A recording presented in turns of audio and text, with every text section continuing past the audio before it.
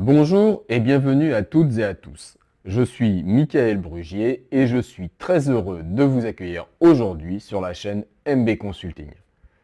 Aujourd'hui, je souhaitais vous parler d'hypergamie.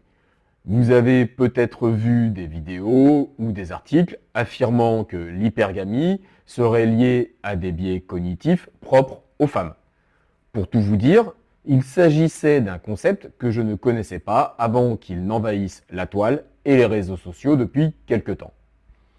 Intrigué, je me suis donc intéressé au sujet et après quelques recherches, j'ai décidé de vous en proposer une analyse approfondie. Mon objectif étant de débunker quelque peu ce sujet qui fait les choux gras de certains individus qui l'ont soit mal compris, soit présenté de manière simpliste et raccourcie. Je vous propose donc de nous plonger dans ce que la science nous dit réellement à ce sujet. C'est parti!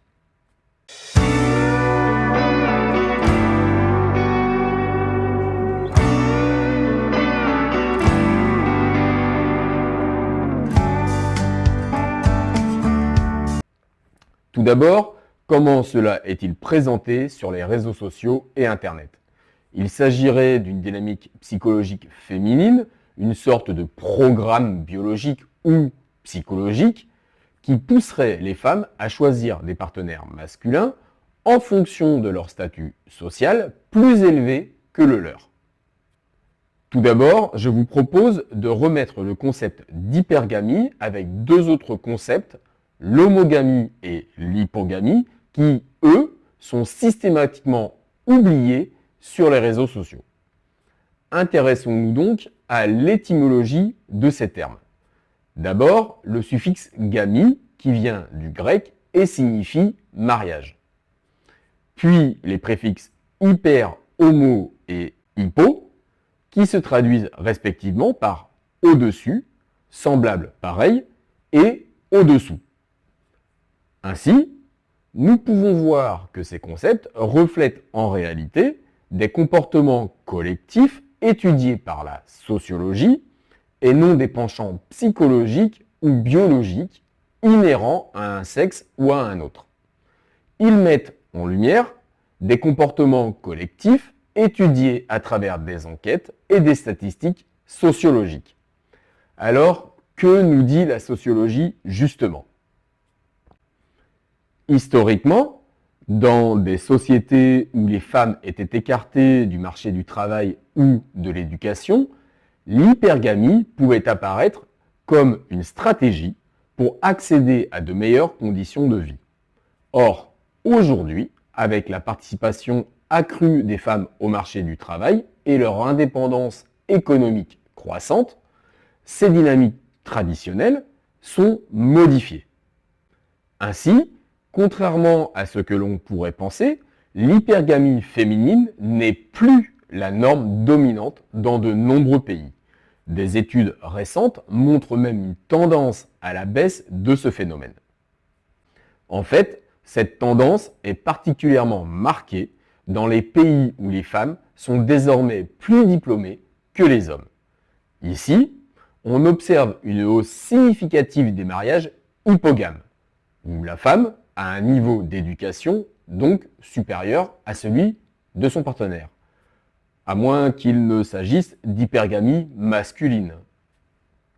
Prenons l'exemple de l'Inde. Les mariages hypogames ont considérablement augmenté au cours des 4 dernières décennies. Ce phénomène reflète non seulement les progrès dans l'accès à l'éducation, mais aussi une évolution des normes sociales. Veuillez noter que malgré ces changements, l'homogamie reste prédominante. Les couples où les deux partenaires ont un niveau d'éducation similaire sont encore et toujours les plus courants dans de nombreuses sociétés. Cela s'explique en partie par le fait que les individus ont tendance à rencontrer leurs partenaires dans des environnements sociaux similaires, comme les universités, les lieux de travail, les associations, des cercles d'amis, etc., etc. Autrement dit, le choix du partenaire reste fortement influencé par le contexte social, au-delà même de simples préférences individuelles. Dans les communautés où l'hypogamie est plus courante, des études montrent que les risques de dissolution du mariage entre couples hypogames et homogames sont similaires. Cela souligne l'importance de l'acceptation sociale dans la stabilité des unions. L'éducation est devenue un facteur clé dans les dynamiques matrimoniales.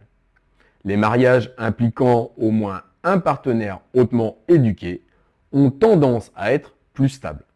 Cela remet en question l'idée reçue selon laquelle les mariages où la femme est plus éduquée seraient donc moins solides.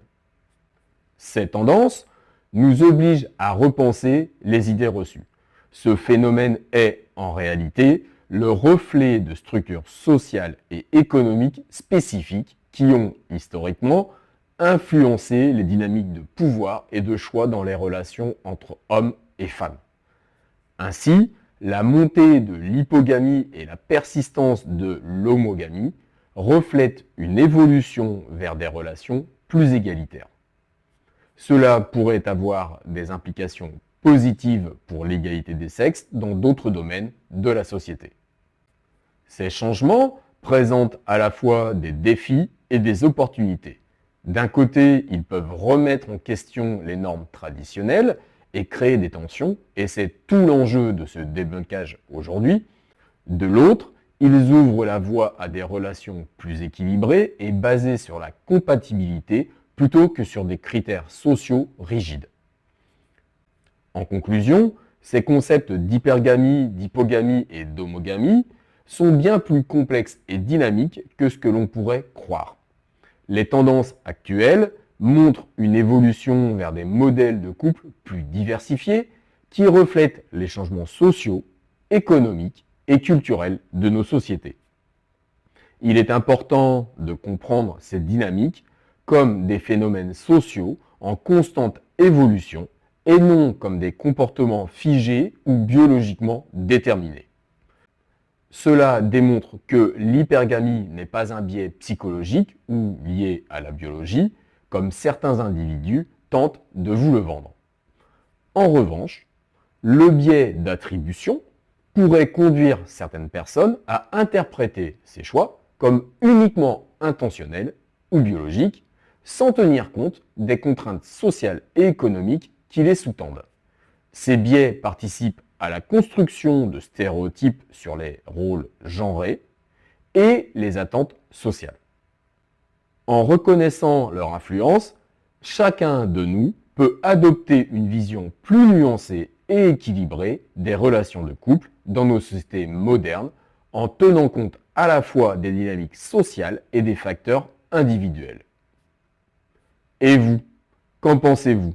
Ces tendances reflètent-elles votre expérience ou celle de votre entourage? N'hésitez pas à partager vos réflexions dans les commentaires. Merci d'avoir regardé cette vidéo. Si vous avez apprécié son contenu, n'oubliez pas de vous abonner et de partager. À bientôt pour de nouvelles explorations psychologiques.